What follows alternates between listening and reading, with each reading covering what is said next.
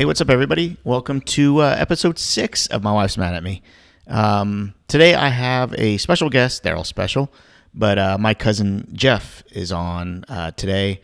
We're just going to be talking about just random stuff. I've known Jeff, my whole life. He's my cousin. We grew up together. We're about the same age, so we have pretty similar style of humor. When we were younger, we used to make comedy videos. One time we actually hand wrote the entire script to Who's on First from Abbott and Costello, and then we reenacted it. Memorized the lines. We kind of memorized the lines. I think half the time we were reading off the paper that was sitting on the floor. Anyways, I have a lot of good childhood memories with him and thought to bring him along on the podcast just to talk about some of the past, talk through some articles. We talk about nuclear bombs. If you guys don't know, you definitely want to listen to this episode because to me, it's really scary that there's a lot of nuclear bombs just out there waiting to be detonated by terrorists around the United States that have been lost. I'll get into all the details. We also talk about bathrooms, a lot of bathroom talk towards the end of the episode. Very interesting conversation. I think I finally figured it out. But that doesn't matter. I'll get into all those details too. It was a fun episode. I'm excited for you guys to listen to it.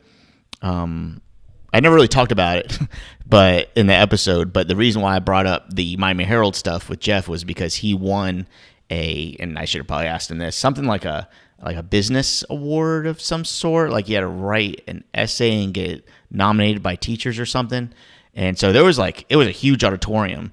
That was filled, and they were giving out awards. It was a Silver Knight Award, I think it was called, and he won, and it was awesome. It was a pretty big accomplishment, and I was really proud of him.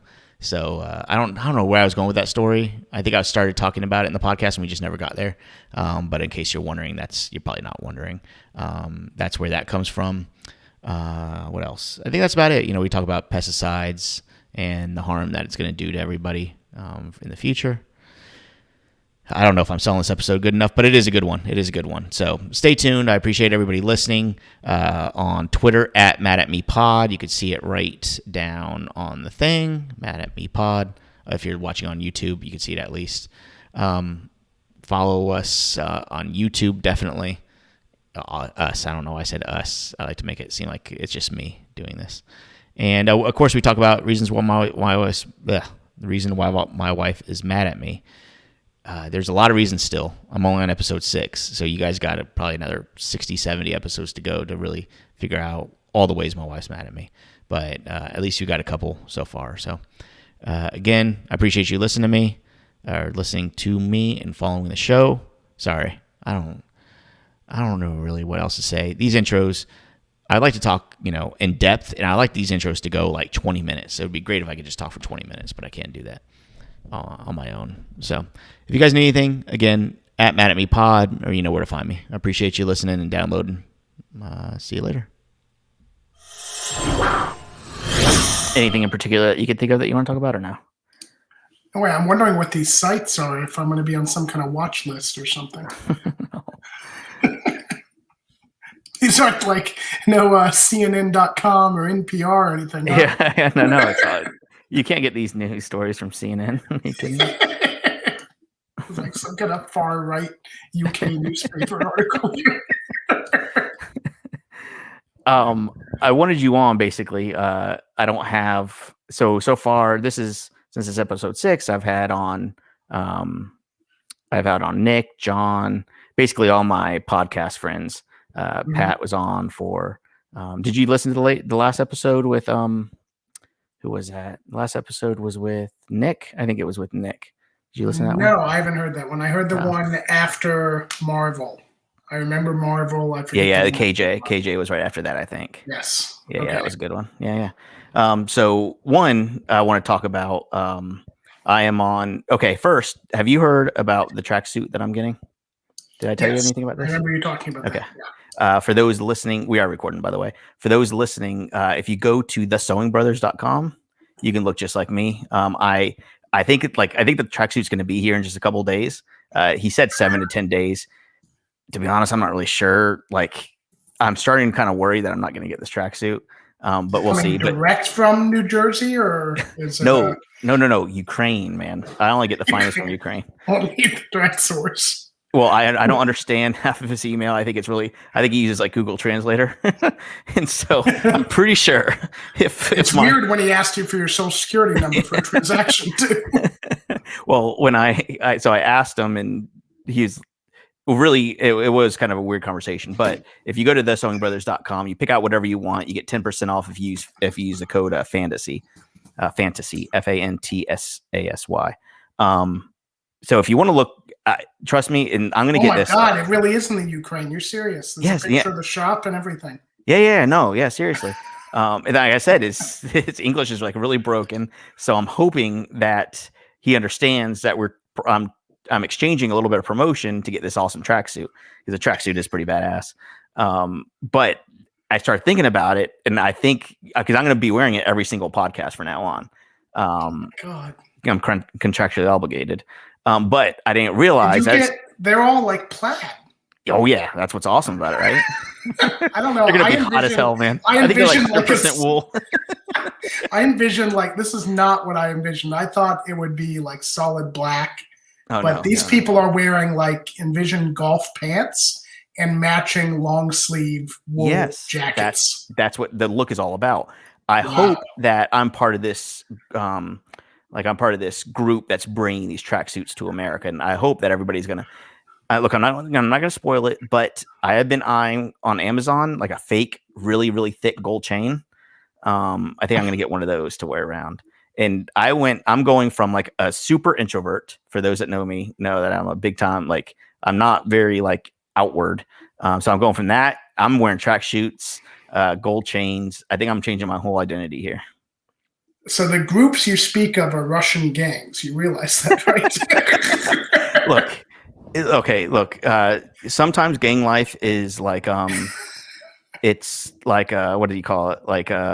Glamorized, right? And we know about the U.S. gang. Look, first of all, I'm in partners with Sewing Brothers, so you can't really talk about Russian gangs. I'm pretty sure he doesn't want me to associate his clothes with Russian gangs. Pretty sure. Although it might be a Russian gang in charge of this. So all the models are either 24, 25 young guys, or they're 65-year-old guys wearing, golf caps, basically. I'm starting to get a little worried now that I'm talking to you, because what happens if in his broken English, he basically I'm going to be part of his gang now. This was a thing. He's like, no, you have to wear these colors. They have a kids section on here. That's amazing. Yeah. Oh yeah. Trust me, Beatrice, Dorothy, they're going to all be in tracksuits with me. Oh my God. They have little kids suits that look identical to the adult ones. Exactly. Jeff, I'm telling you, this is what I'm doing. I'm going all in.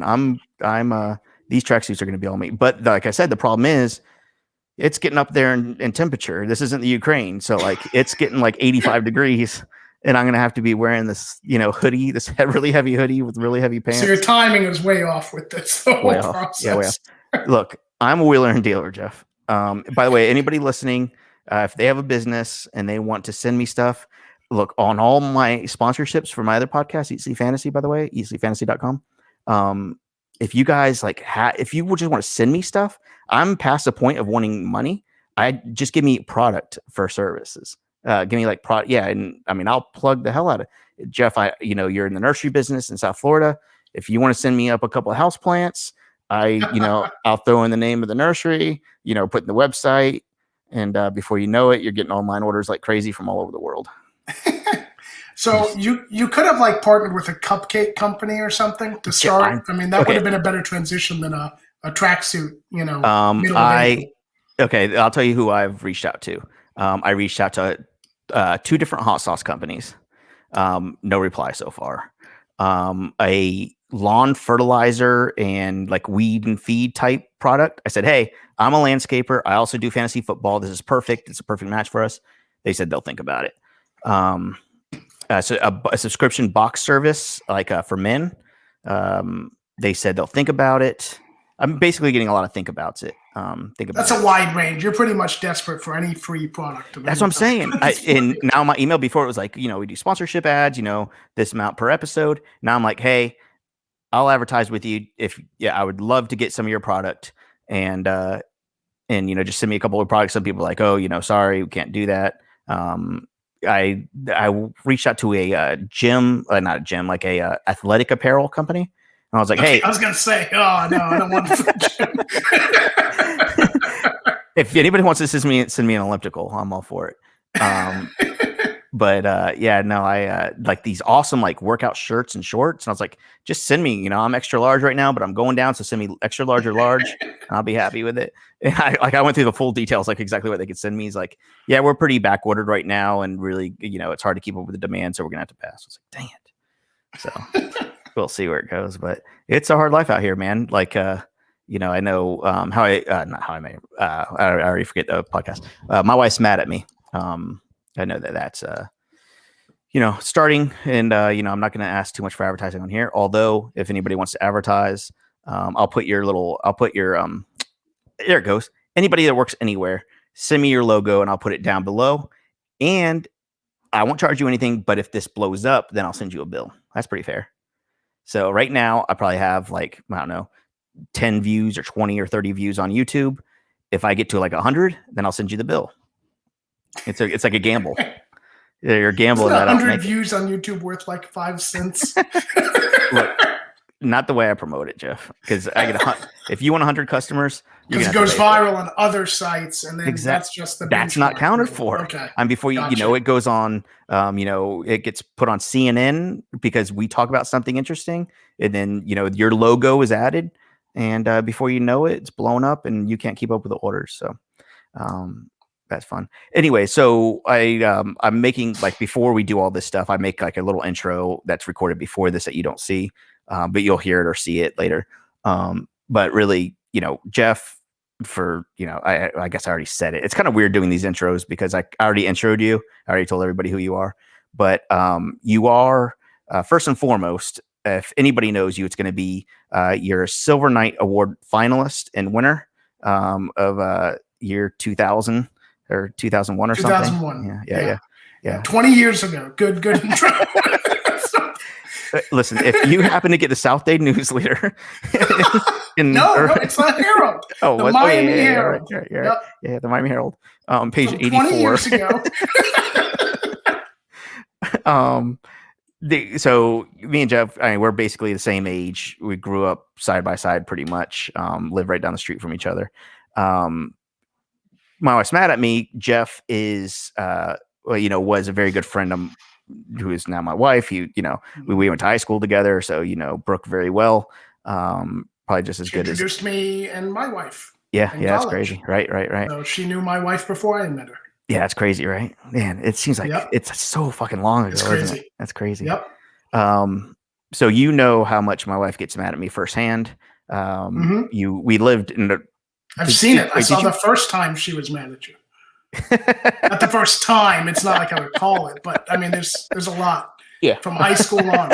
Yeah. Way before she was your wife, she was mad at you. Oh yeah. That's true. But she's always come back. So, I just put the charm on. She gets mad, and I give her the Dale charm, and then bam, she's right back to me every time. It's catching up to me now. But one of these days. One of these days, it's going to be the last time, right? Anyway, we lived next to each other. Then we went to college. We lived in apartments next to each other. Then we eventually moved in together at the tail end of college. And then, and now you're in South Florida, and I'm up in North Carolina. So it's crazy, and it's I don't know, crazy. It's crazy when you think about especially high school and stuff, how long ago that was. We're 37, 38 years old. I'm going to be 39 in September, which is nuts. No, we all met in 1997. Old. Yeah. Well, not me and you, but yeah. Right. Yeah. That's true. Do you remember, I'm just going to go back a little bit because I think there's a couple of good stories from when we were growing up. First of all, so my wife was talking a lot about, because I use Roundup in the yard. I know it's ooh, don't do that. Yeah, I do too. Yeah. Well, we grew up with it, right? And nothing's wrong with us. Look at us. Nope. That's what Brooke always says. She's like, oh yeah. You're struggling. You have severe obesity. You have gout. She like lists all my ailments. And I was like, oh my god, high blood pressure, all this stuff. Anyways, so I don't know. I think the food has more to do that with the Roundup. Yeah. But I remember like, so that's all pretty bad. You know, if I want to use Roundup, I mean, I'm a certified North Carolina pesticide applicator. So like I went through all the training and everything, and so I use it responsibly for the most part. You know, sometimes not, but so she's always worried, and I keep telling her like when we were kids, I remember playing in fertilizer because we grew up in a plant nursery. Do you remember taking the fertilizer and busting the balls, like busting the fertilizer? Yeah, that's true. That's like, I remember. How bad was that? I mean, the soil has the fertilizer in it. I wouldn't like pick up and play with fertilizer. Yes, you definitely took fertilizer. Yes, but it was in the soil. Yeah. Right. So it's a little bit diluted, but yeah, it's just as bad. The soil mix has fertilizer in it. But no, I remember when we would, try to kill snails and grasshoppers, and our dads would pay us like a nickel or 25 cents per, for the big grasshoppers, for the little ones, basically. Yeah. And basically, you'd walk around with a bucket of gasoline. Yeah. You would toss the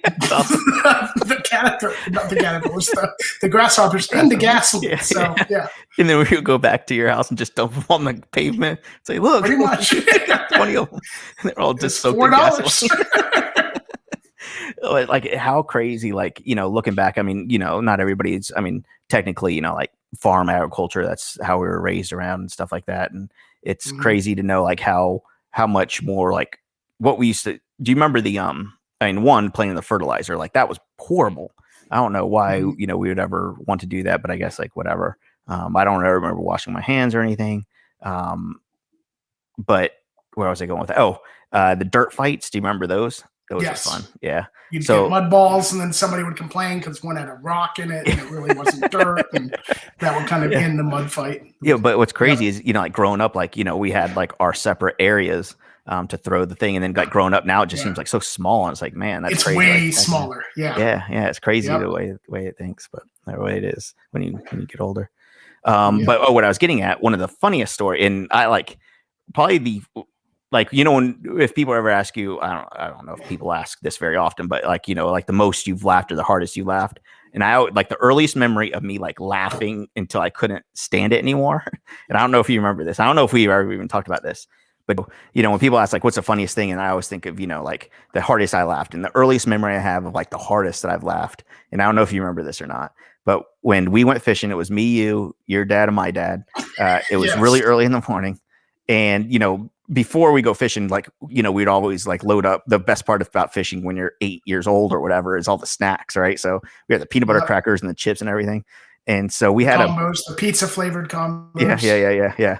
And we had a can of Pringles, and we were both sharing or whatever. And so my dad was backing up the boat, and it was dark out. It was like 5 a.m. or something with a flashlight. And of course, like your dad and my dad are like already bickering like over us because like somebody couldn't see, or we couldn't back the trailer up or something. So it was already starting, right? And me and you were just eating our snacks like nothing. And then my dad got frustrated. My dad was holding a flashlight, and he asked you to hold it, and you had a Maglite. There's a lot bigger than a flashlight, a Maglite, what police officers use sometimes to hit people. Yes. And my hand was in the Pringles. And, and I wouldn't let go because we were eating the Pringles. And I think your hand was stuck in the can. And so the harder my dad pulled it, the harder you were pulling back. And so he thought you were trying to pull the can away from him, and he was getting so pissed off. No, I remember, yes. No, and the Maglite was swatted on my forearm to let go. You almost the can.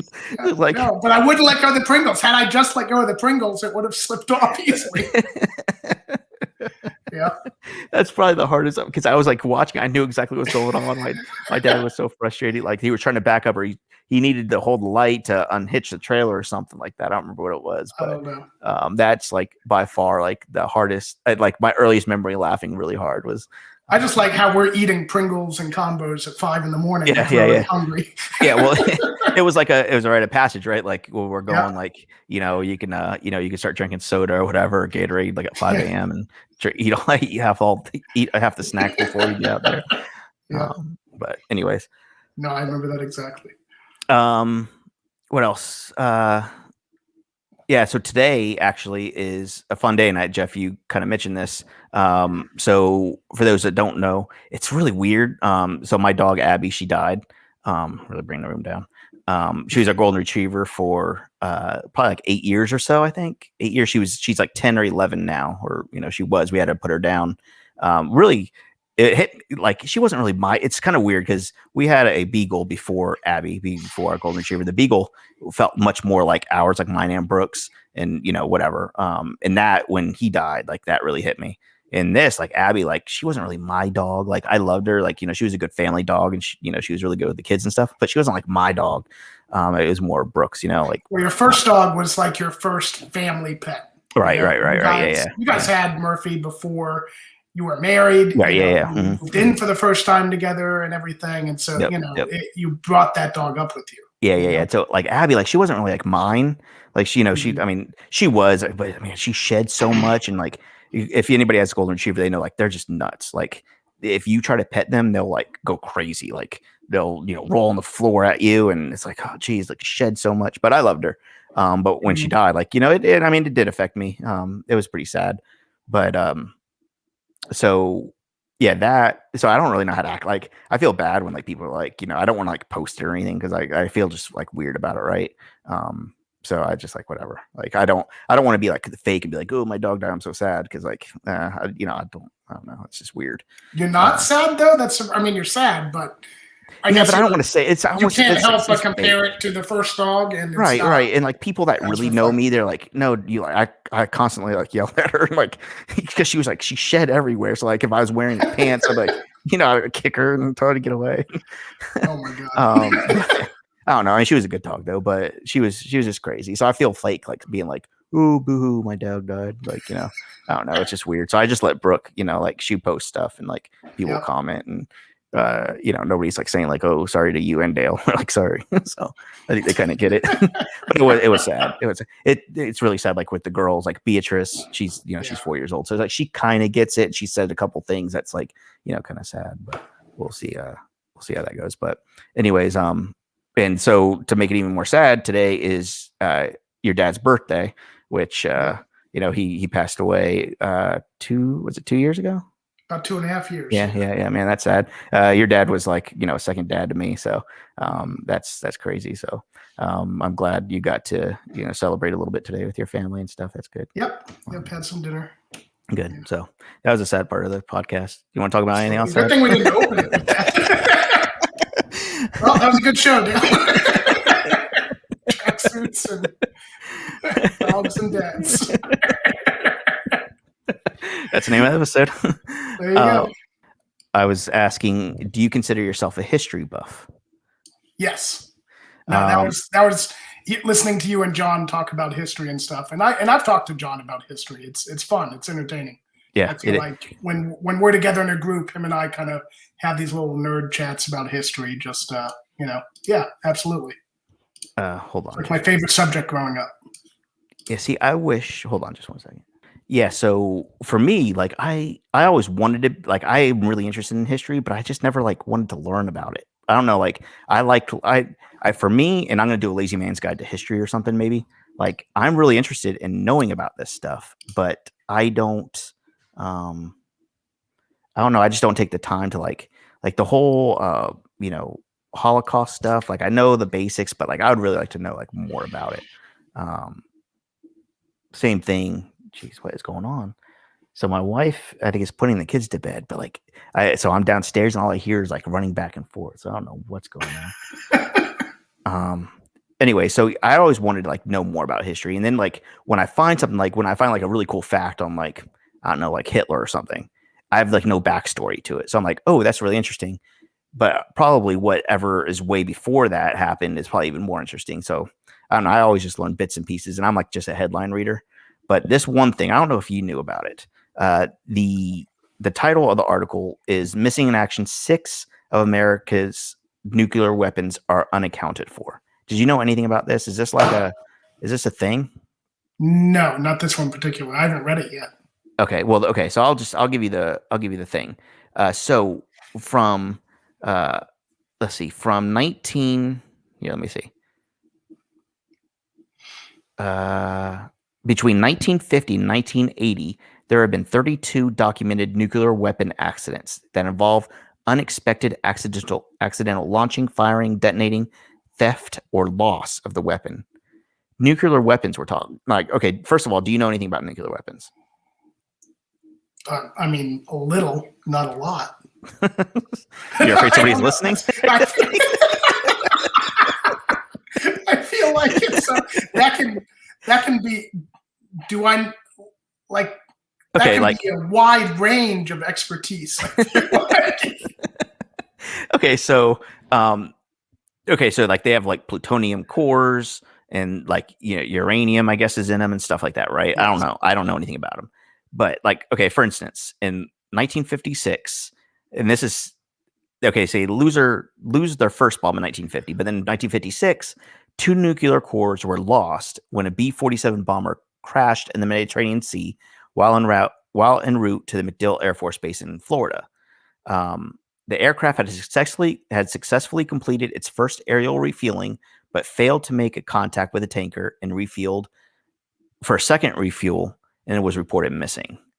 So there is a Mark 15, a 3,400 kilogram Mark 15 bomb that is lost, as well as the plane is just totally lost. Is that? I mean, to me, and that's just one of them. Like, there's a lot like this.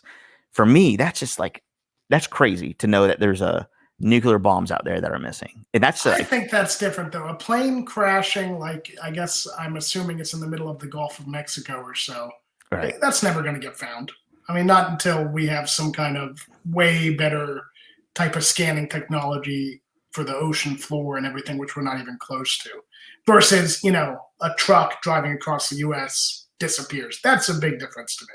Yeah, I guess. Like, especially when it's 50, 60 years ago. So there was what's a megaton? Do you know? I don't. What is a megaton? Hold on, I'm going to megaton, 24 megaton nuclear bombs. What is a megaton? A megaton is a million tons. Hold on, a megaton is 1 million tons. Okay, so TNT. It's 1 million tons of TNT. Oh, is it? Yeah. Okay, so a 1 megaton thermonuclear weapon managed to roll off the deck of USS Ticonderoga and fell into the Pacific Ocean. The pilot, plane, and bomb sank in nearly 16,000 feet of water, never seen again.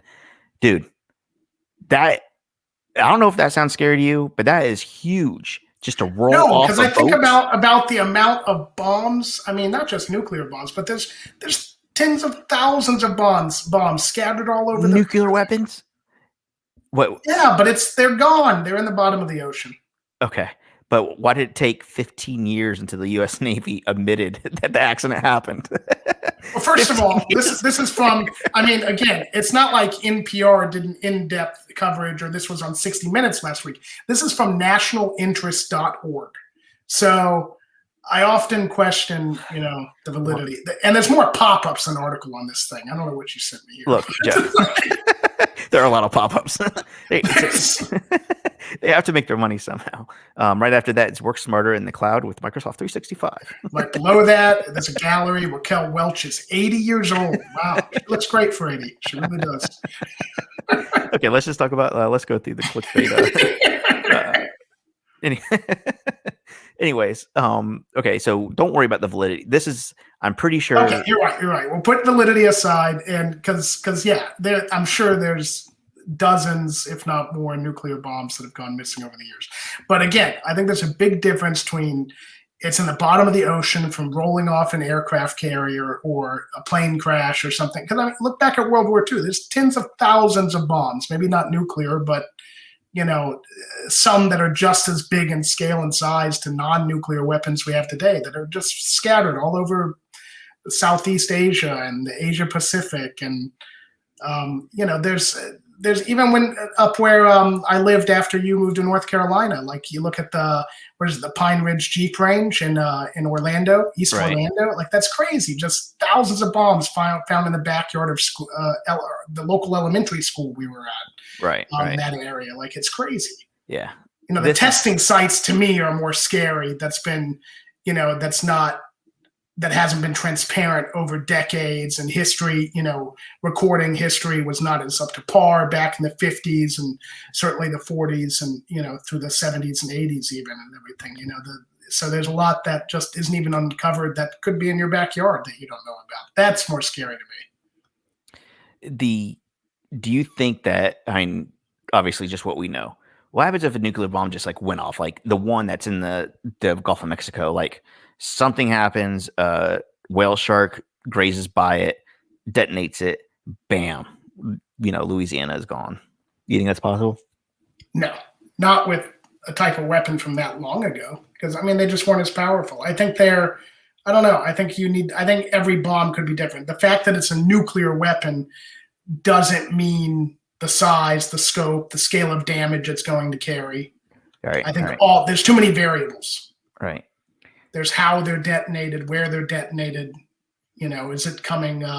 Is it from a bomber? Is it or is it a terrorist or something? There's a lot of. I think the way it's applied. I think there's a lot of variables at play.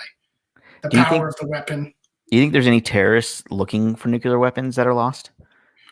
Not that are lost. No way. This is wait. Hold on. This is a good movie idea, Jeff. Want to write a movie? Okay. Look. Okay. Yes. So. Okay. Cut this out. Copy. Quick. Don't say it. I'll get the part of the show. You're going to cut it out. The name of the movie. I'm just spitballing here. Could be the Nuclear Men. Okay, and it's these men that there's a terrorist organization that's going out and looking for these bombs, and me and you, we're the two guys. We work for it can't be like the CIA. That's too but it has to be like something like we work for the Department of Nuclear Testing. And so me and you, we're racing the terrorists to find these nuclear bombs before they do. And so we go and we have to dive down in the ocean to look for these bombs. Sometimes we get them. There's one or two that we get in the beginning of the movie. We get and we defuse it. We take off the wires and everything and it's fine. And then we, take it up and dismantle it. But then there's one that we haven't found. And the final one, it's on the coast of North Carolina. And we have to race the terrorists. And then at the very end, we get there the same time as them. And we have a standoff. And we both see the bomb. It's right there. And it's like in a sound, like, grassy, marshy area. And we both see it. There's a standoff. But we know that we can't act too hasty because this bomb can go off any minute. So it gets really scary. And I'm not really sure how it ends. So I think that we have to. This is what happens. We stage it. We say, okay. We plant the bomb there to make them think that's a real one. And when they go and get it, then the guys in the helicopters come and take the terrorist group away. And then we go and get the real bomb and everybody. I like it. Race to the bottom of the ocean. Yeah. I think that could work. It's good. There should be something. I'm sure there would be good movies in there somewhere. I don't know. Is Broken Arrow a movie because the term for losing a nuclear weapon is Broken Arrow? Have you ever seen Broken Arrow? That sounds familiar. I know that there's a movie called Broken Arrow. There was the one with Ben Affleck, Morgan Freeman, Tom Clancy. No. Broken Arrow is a 1996 American action thriller film. Air Force pilot so far. John Travolta and Christian Slater. That's me and you. I don't know. I've never seen. Yeah, two nuclear weapons aboard their aircraft. Okay. And hot on his trail is co-pilot Hale and park ranger Terry. So you can be the park ranger. The action takes place in Utah Canyon country, a high stakes game of cat and mouse. Holy cow. I don't know if I've ever seen this movie, but I'm pretty sure I just explained Broken Arrow. Yeah, you did. Howie Long is in this movie too. That's interesting. Have you? I think I've seen this movie before. I have a feeling, and maybe it was in the back of my mind. I don't know. There's that idea. Yeah, and it made director John. They're not racing terrorists; they're racing their counterpart who's trying to sell the weapons to terrorists. So I think you've got a different movie in mind. Maybe like we do like a Broken Arrow race to the bottom of the ocean. Like Broken Arrow 2, yeah. Broken Arrow 2. Another Broken Arrow. How about Which that? the original another Broken Arrow, that's better. With the original cast. I don't think we can get John Travolta, but I'm pretty sure I don't think John Travolta's great. He's better than ever in these movies. but I think Christian Slater would probably take us up on an offer to do a movie. He probably looks identical to what he did 30 years ago. I bet you he looks horrible. You think so? Oh no, he looks good actually. I'm looking at pictures now. What has he done lately? I don't know, but he doesn't look bad. He looks good. Yeah, he does look good for his age. I thought maybe he'd 51. be like, yeah, okay. All right. Well, we probably won't get him. Scratch that. We could probably get Howie Long. Howie Long, yeah, that's doable. Maybe we get like all the really like low end actors that were in that movie, like that were in the background. find some like extras. Is there? I'm trying to think. Is there anything in our lives that when you lose it, there's a name for it? When you lose something? Yeah, like like you lose nuclear weapons, it's a broken arrow. Is there anything like that in real life? Like lose your keys, you're screwed. I don't know. No, I think the only thing that you lose is a nuclear weapon. That's a broken arrow. I don't think there's anything else. Anyways, okay. So this other thing, Jeff, I kind of want to talk to you because we're both in the landscape industry. This is really strange. This is from Stoke Sentinel from the UK. So it has really weird language in it. That the name of this town is Stoke-on-Trent, which is weird. That's like they name all their weird little towns like things like that. Do you notice that? Have you been there? You've been to like the UK before, right? Like these little towns. Yeah, briefly. I really only passed through. I want to travel there, but yes, I know exactly what you mean. The weird, the hyphenated names and 3 words for a city, and yes. Yeah. Okay, so this town is being terrorized, Jeff, by a phantom food thrower. There's somebody in this neighborhood throwing cabbages, broccoli, and even feta cheese into gardens and yards. In this, this is like a big thing in this town. For some reason, at first they thought that this, it was kids, but now they're thinking because they're throwing like feta cheese, which is a little more expensive, that maybe it's not. Maybe it's something more serious. And the bad thing is that what happens, and this is Claire, who is a 32-year-old mom, spoke to her neighbors, and she was scared that it would escalate into more than cabbage and broccoli and feta, and if they start throwing something toxic, that it could hurt kids or dogs.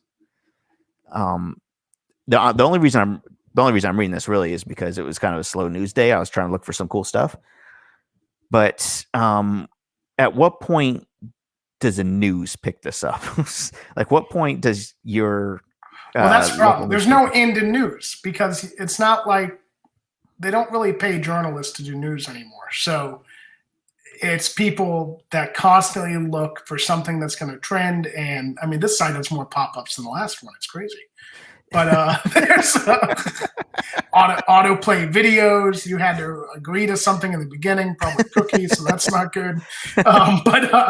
But yeah, there's no news anymore. So the more weird, the more outlandish, the more it's going to go up on the internet. It's not like there's no cost to this. They're just uploading it to their server, which they have plenty of space on. They're not printing papers and distributing them, through some kind of logistics or freight system. So there's no cost. So you put it and see what stick. It's all about getting volume and everything out there, and 1 out of a million is going to stick, and that's their goal. So. The best part about this, hold on, look, I'm gonna show you. How do I screen share this? Because I'm going to all right, so the picture I'm looking at right now for this news article is I'm gonna try to share it. No, I don't know how to. Hold on, let me see if I can do this. Share screen. Share.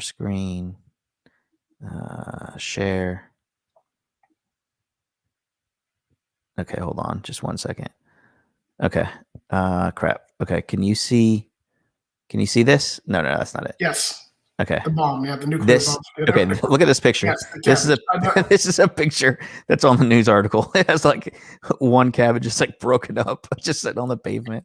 It's like that's I don't get that. But anyways, that's the one picture they chose as a picture of like one cabbage just like busted up. There's a couple leaves on the ground. I don't know, because it says neighbors and everything. I don't know. I've always got doubt on these things. Not that it's not legitimate, but it's missing like a key detail. The key detail is she thought maybe they were being pranked. My first inclination is she's 100% right. Kids are pranking her or something. But then she says, no, I checked on my neighbors. And she makes it sound like she's checked everybody in the neighborhoods. No, they don't say how many people. She probably asked one person next door who's probably the one pranking her. And there's no, that's it. That's the other story. And so now the neighborhood is being terrorized by the fruit and vegetables. It's this one lady who probably asked the one neighbor she knows. If I had to go, I could ask one or two of my neighbors. Like, you went around the neighborhood and asked her? No, it's very misleading. She asked the one neighbor that's actually pranking them. Yeah. The story. Like, she'd be like, actually, I did have one head of cabbage missing yesterday. I was wondering where that. Yeah. I'll ask the boys where they. They said it wasn't them, so it's weird.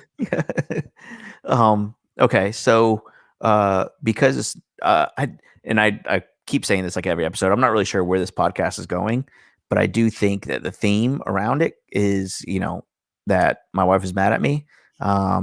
My guess, it's optional if their wife is mad at them or not. That's, I assume that most wives are mad at something most of the time. But this isn't a place for that, because I don't want to be like that guy that just complains. But I will leave with one reason my wife is mad at me. And you tell me if this has ever happened to you, because I have a feeling this happens to a lot more people than just me. So the other night, we were in bed and we were both on our phones like usual, like, right before we go to bed, we're just kind of like scrolling through, like catching up on Facebook or whatever. And it was getting pretty late. And so I was scrolling through and I was like in the middle of like reading an article or something. No, I was just like scrolling through Twitter, and Brooke's phone died. And so in the middle, like, we're both looking at our phones for like at least 10 minutes, 15 minutes, maybe. Her phone died. She put it on the charger and she put it on the nightstand. And then she just rolls over and just stares at me. And I'm like, what? And she goes, don't you want to talk? I was like, that's even worse than I thought. I thought, it's time for bed. Your phone's bothering me. Like, what are you doing on your phone? It's bedtime. That's even worse. Yeah, no, she just rolled over. She like propped her head up on her head and she goes, are you just going to be on your phone all night, or do you want to take this time to talk a little bit? Because the kids are asleep. And she's like, we can talk about stuff. We can. Now, are you sure her phone died? Yeah, 100%. Yeah, because she would definitely be on it. Yeah, her phone died. Yeah, that's not for sure. Okay, I'm 99% chance her phone died because she's on her phone a lot, and I'm always like the first off my phone before her, because she has problems sleeping too. So she's on her phone like way after I even go to bed. So that's not a big deal. Just a hunch that the problem sleeping is sitting on the phone for hours in bed right before. You tell her. That's that definitely. Well, for her, it's like she feels like it's, she'll be up for so long, like without anything. Like she'll just be staring at the ceiling. Right. She'll be like, "Fuck it, why am I just staring at the ceiling? Let me at least." No, 100%. And I'm just like that. Because Sarah gets on me all the time. She's not on her phone. She's really good. When she goes to bed, she goes to sleep. I'm on my iPad generally, which is an iPad Pro. I mean, it's like 15 inches. Of course, you don't put the brightness down. It's like glaring, lighting up the whole room. So, and then I have my headphones in and everything. But generally, I don't watch videos. I'm usually reading. That's when I'm reading the news. I'll go on Reddit and Twitter and everything like you just said. And, but that's calming. So I get it. That's probably, it's a way to check out. And now you're just, you read. And as soon as I feel like I'm getting sleepy, I'll, set down the iPad. Yeah. Which Sarah tells me all the time. That's not good. That's, why I don't sleep well either. It's how many hours a night do you sleep, you think? Probably I do get good sleep, but I'm up all the time. I get up like 2 or 3 times to go to the bathroom, and then the kids come in, and so I'm up a lot. Sarah's a hard sleeper. I'm a really light sleeper. So how many hours? How many hours of like 7, I'd say. Yeah, that's not bad. But it's off and on. It's up every 3 hours though, because I Right. heard something or go to the bathroom or something like that. Are you Are you like an anxious did you hear that? You're not like that, are you? Yes. Are Yes. Yes. No. Like every other I think week, I'm so at least opposite. once I'm walking around the house looking. Okay, so no, you weren't living there at this time, but the house we all shared late in college, like you described earlier. Yeah. Sarah and I once lived there. Now, okay, so middle of the night, right? Right. Middle of the night, we hear a noise, and I figured I was dreaming. I heard like, and at this point, we're the only people living there. Okay. Okay. You had, you'd already moved to North Carolina, so now Sarah and I are there. Right. I didn't think anything of it. Sarah turns to me, "Did you hear that?" That's like the worst thing. That is. Yeah. I was sure I dreamed it. Yeah. So what do? You get up. I had a rifle, so I get out the rifle, and I had a flashlight. So I held it, just like you see in the movies. Oh, so that's cool. It did feel really badass walking around the house because you don't turn on the lights and I always think you have the advantage. You're home. Somebody who's breaking in doesn't. So you can't turn on the lights. You got to surprise them, catch them in the act. Yeah, I went all throughout the house with, my flashlight angled above the rifle like you see in the movies and everything. And there was nothing. We went to sleep, but, I probably fell asleep 4 hours later. Strange. Yeah. Yeah. Yeah. But the next morning, this is what's weird and gives me validation. We woke up like several hours later, and there were like police officers with canine searching the property. They didn't knock on the door or tell us or anything, but we saw them. So I always thought that was weird. Like maybe somebody was outside and, you heard it outside a window or something else. That's creepy. That was freaky. Yeah. Okay, so I'm exact opposite, by the way. If I hear something, I'll just I'll sleep it off and be like, it's fine. Oh my God, no way. Yeah. I feel like if somebody's robbing the house, like let them take, like, I'm not going to be a protector of my house. Like, as long as you don't come in my bedroom, go ahead and take the TV, whatever. Like, just don't hurt me. Yeah, but how do you know that? That's the problem. Yeah, that's true. Yeah, you don't know that. Stock and they're just here for the TV. But I am not qualified to be in a shootout. If I have a gun, somebody else has a gun. Like, I am not betting on myself to being out tactical and rolling around. But that's when you're wrong. Don't try. You have the advantage. They've never been in your house. Okay, so I hide behind the island and pop up like an old Western shooting. But that's the thing. I think most thieves and stuff would freak out and they flee the scene. Yeah, I guess most of them don't want trouble, right? So if you just bang on something, like, anybody here? But so you don't turn on the lights, you leave the light off and let them stumble out. Yeah, that's probably, I think if you said, "Hey, who's there?" That probably is a better tactic, but I didn't do that. I snuck around my house. Were you waiting to scream up to the back of the guy, put the barrel on his back? Hold it. Freeze, mister. And all that stuff sounds good, but in reality, there's no way you're gonna do that. You'd end up shooting your foot and it would be chaos. Yeah, exactly. Or he's gonna just grab the gun from you and beat you with it. That was always my thing. Okay, first of all, man, if somebody's just in your house want to steal a TV and you actually see him and you have okay, when do you shoot him? And if you shoot him, is it only because if he's only armed, or do you shoot him and there's blood all over your house and then you gotta I've had those thoughts too. Yeah, that's a lot. You hope they just kind of flee. Right. You lock the door. You stay up. You call the police, and that's the end of it. Right. You don't want to shoot somebody for wanting a television. Or if you point the gun to him, like, "Hey, get out," and he's calling your bluff. Do you think you'd be like, "Hey, guy, look, I'm going to take the TV. I'm going to take your microwave, and I'm going to take some food out of your fridge, and then I'm going to head out." And then what do you do? No, stop! I'm going to shoot you. No, I probably would. I think I'd shoot. No, and then I'll be like, "All right, hurry up. Take the TV and get out of here." Hold on, no, you start negotiating. No, just the television. I have a good leftover dinner in there. Look, the wires are complicated behind the TV. Let me unhook it for you. There's everything all hooked up. The Apple HDMI 2 does not work anymore, so avoid that.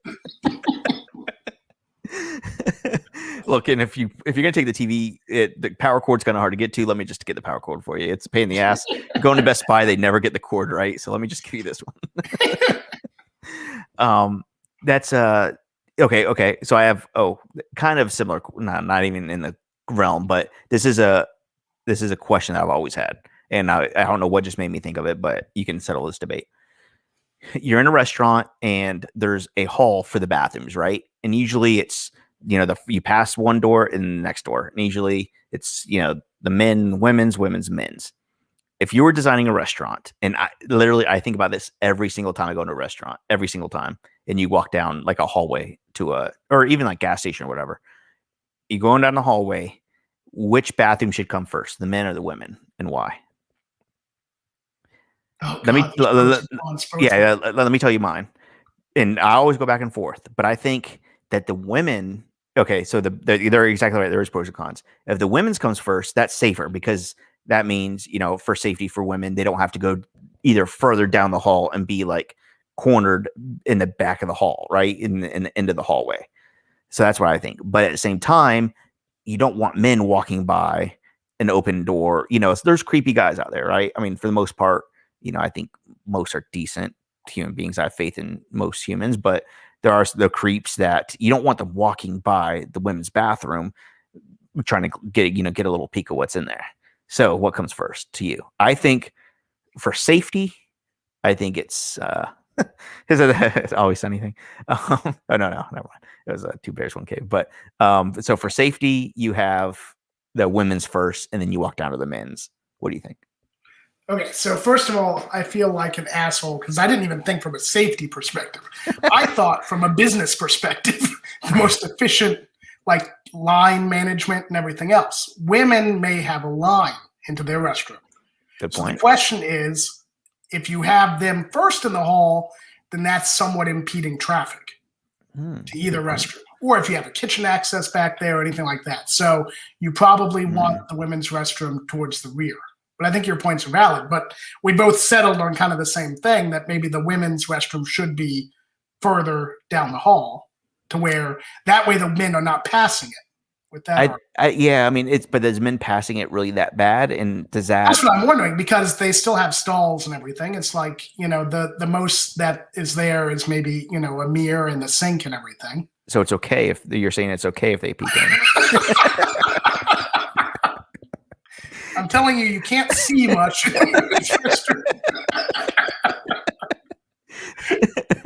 Every time you pass, all you see is some feet underneath the stall. It's no big deal. There's 2 sinks, a mirror, the hand towel. Seriously, I think about that every single time I go to a restaurant. And it's always different. There's not and what gets me is there's never a rule. They're always back and forth. So they're like, whoever's designing these things, I don't know if they're not putting thought into it or they're just like us and they take one side to the other. I think like most modern designed restaurants are so open floor plan now, like most homes though. The kitchen is open. The restroom is, while not open, it's usually off like a communal hallway where there's people walking back and forth to tables. There's, the hostess passing by. So it's pretty accessible. It's well known. It's not like down this dark hallway. Gas station, like you said, completely different. Right. So, or certainly older buildings and things like that. So if you're building a restaurant, I'm trying to figure out where I stand because I wanted to talk to somebody about this. I think you have a thing going with the traffic flow. I think that the women in the back is probably better. But being trapped in the hallway is kind of weird too because I don't know if that's a big deal. Well, I'm thinking of we went to a nice restaurant we hadn't been to before that's fairly new. It's kind of like they refurbished the whole interior and everything. And the restroom is like halfway into the restaurant. Completely, you can see the table in the back from the table in the front. Like it's completely open, but they have kind of like the dividers and things where there's separate dining spaces, but it's all open. There's no, rooms or walls or anything like that. And the restroom is like halfway in between, in the middle of the restaurant, and you're not really in a hallway. There's kind of, you go into almost like a square. Yeah. And then there's 2 doors right there. It's not like there's a hallway. Right. You know what I'm not for? I am not for stupid names of restaurants, of bathrooms. Like I completely agree. That's why I thought you were going with Mavericks and ladies or whatever. Like it's horrible. There's a joke about this in some television show. You're thinking of it probably, but there was like it might have been Curb Your Enthusiasm. We couldn't figure out which restroom was the boys. Like any guess? That's happened to me. Yeah, that's happened. Like I think one time it was like in French, and I was like, I really didn't know. Like there was like I don't know. It was two really similar words. It was like dames or Damos or something like that. And I was like, wait a minute. Like I wasn't 100% sure. Well, languages aren't a huge barrier for these things. I was thinking more gimmicky things. Like, there is the Maverick and I don't know, and like the Maverick or the Buck or something like that. And I was like, wait a minute. Like, okay, this could be I was like something like that. I was like, what? Yes. Yeah. I hate gimmicky names. Like, and then some of the symbols are really getting hard to recognize. Like they have fun with the symbols and things and I feel like Texas Roadhouse or something has that, or what does Outback have? Outback has something different. I don't remember. Maybe they're like mates and something, right? Like, but it's really I hate the gimmicky names. Just say men and women. Like you can get gimmicky on their menu, you can whatever, but like the bathrooms, like come on, just don't be. I always thought it's very easy. Even the one you get the fancy restaurants where it just says M or W. Yeah.